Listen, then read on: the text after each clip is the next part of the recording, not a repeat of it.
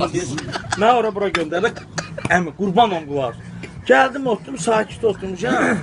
Adam da olmayanda təkərə düşür axı adam. Sakit verib yetim kimi oturmuşam. Qıraqdan baxar deyir ki, hə, bu uğraşdan sakiti yoxdur da, bu söz. Belə gördüm, bir dənə kişi gəldi. Geyim cığılır da, Stefano Ricci falan. Patlayır da. Yok. Gəldi, oturan kimi. Bocuoğlu ne gəsən? Hara gedirsən?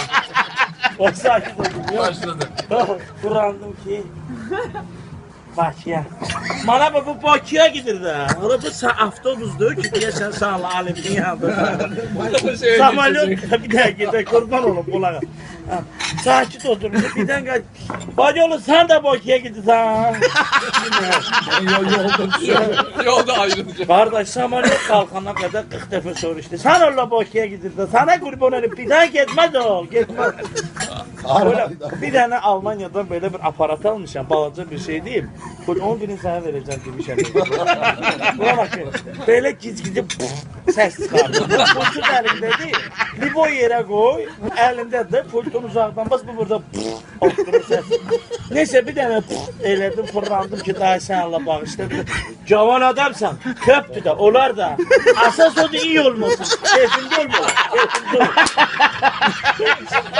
Neyse.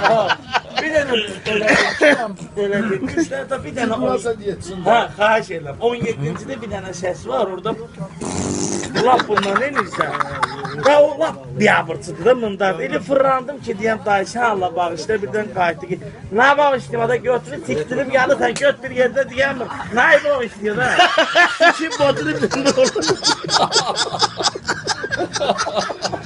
Ama o işte